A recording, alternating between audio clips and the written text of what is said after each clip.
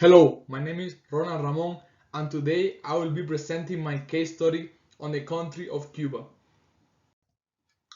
Here you can see an outline of the topics I will be covering. Starting with an overview of the geography and history of my country, I will then proceed to my actual case study topics, which focus on understanding the lives of the common people to grasp a better understanding of the current state of Cuba. Finally, I will end with my conclusion and references. Cuba is an island located between the Caribbean Sea and the North Atlantic Ocean, 150 kilometers south of Key West, Florida. It is the largest country in the Caribbean with a total area of 110,860 square kilometers. For reference, its area is slightly smaller than that of Pennsylvania. The terrains consist of mostly flat to rolling plains with rock hills and mountains in the southeast. Overall, the land is quite arable, which makes sense with the tropical climate present in the island. However, it is important to note that the east coast is subject to hurricanes from August to November, and droughts are somewhat common as well. In terms of environmental issues, soil degradation and desertification are the main concerns, even though it still faces biodiversity loss, deforestation, and air and water pollution. Havana is the capital city, and also the most populous one. Given its rich history when it comes to the Spanish conquest of Cuba, which I will be discussing in greater detail later, it is no doubt it attracts millions of tourists annually.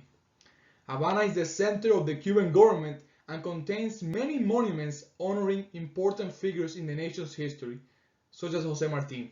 Hence, this city is the embodiment of everything Cuba stands for.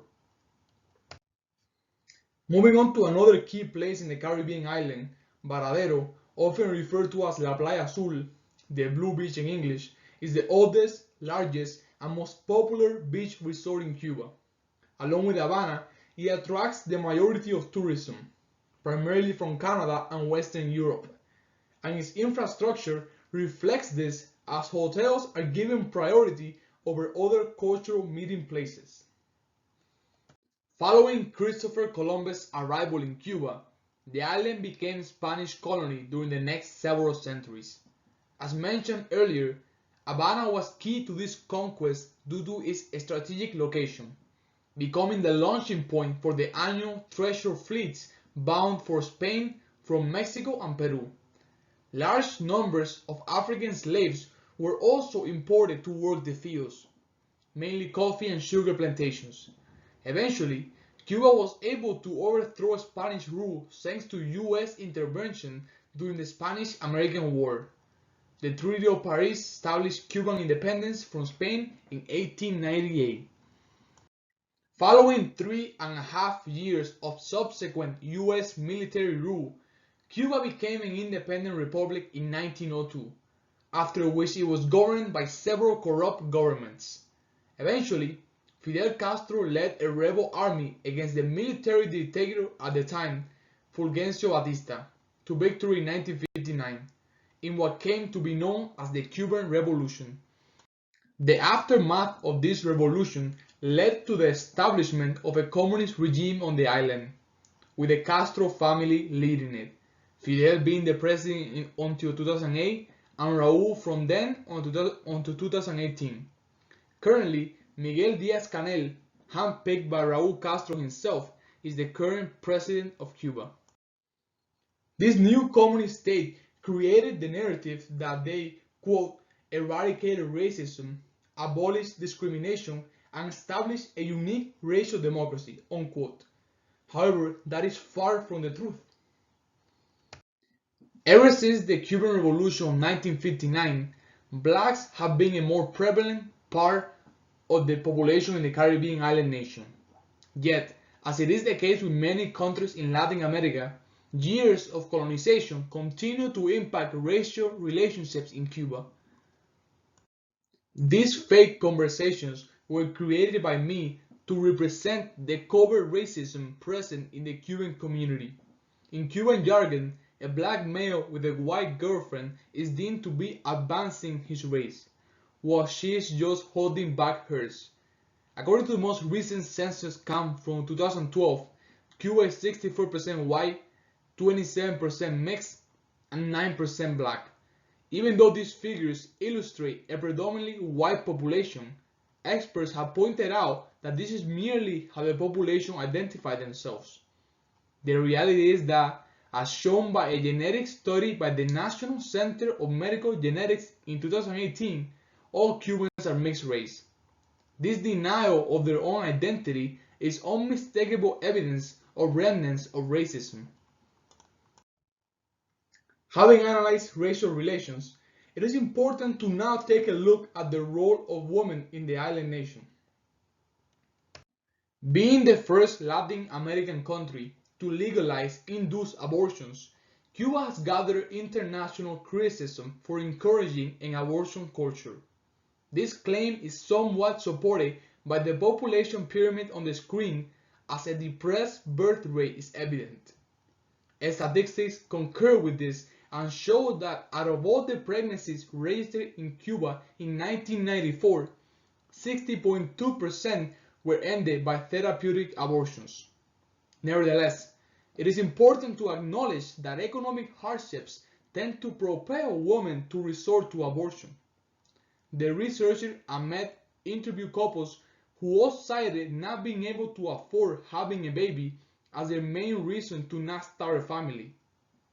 The interviews further emphasized why abortion rates are so high, as most respondents viewed it as another means of birth control, comparable to contraceptives. But this definitely supports the notion that Cuba exhibits features of an abortion culture. It fails to acknowledge the empowerment it gives women. Research is scarce when it comes to the impact the availability of abortion has on women. However, it is no doubt that legal abortion gives a certain autonomy to women that increase gender equality. Lastly, this case study analyzes the future generations in Cuba. More specifically, the role education plays in this. After all, education plays a pivotal role in any country, developing citizens into functional members of society. As of 2016, Cuba invests around 13% of its national budget on education, with the government subsidizing 100% of it to ensure all students can attend without issue. But it is important to acknowledge what that education consists of.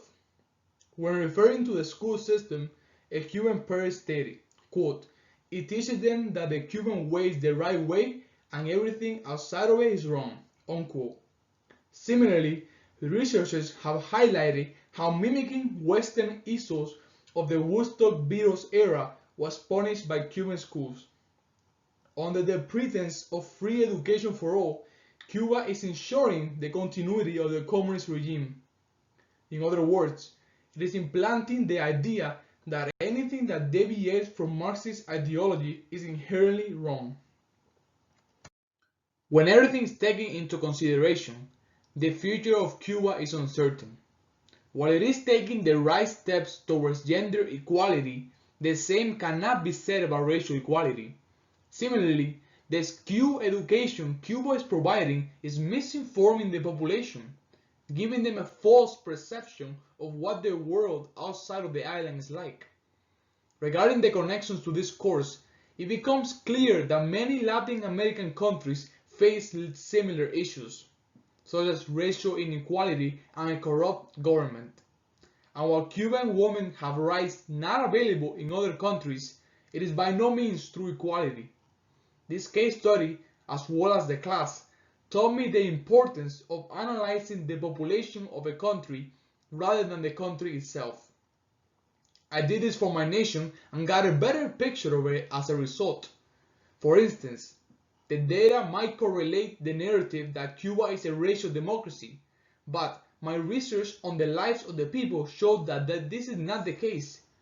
Ultimately, for there to be a change in Cuba, it boils down to the people taking action. These are my references. That concludes my presentation. Thank you very much for your time.